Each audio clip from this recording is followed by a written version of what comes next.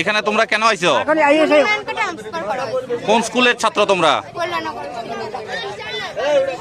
এখানে রাস্তা অবরোধ তোমরা কি কারণে করছো? ম্যামকে স্কুলে থাকার জন্য। আর আমরা স্কুলে একটা বায়ো সায়েন্সের টিচার নাই। আর প্রাইমারি একটা ম্যাম ডিসেম্বরে রিটায়ারমেন্টে যাবো।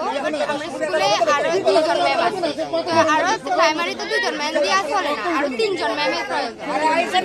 তো এখন তোমরা কতক্ষণ ধরে এখানে রাস্তা অবরোধ করছো? আমরা 11:30টার মধ্যে।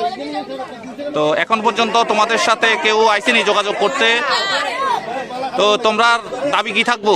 আমরা দাবি বায়ো সায়েন্সের একটা টিচার আর প্রাইমারি 3টা টিচার আর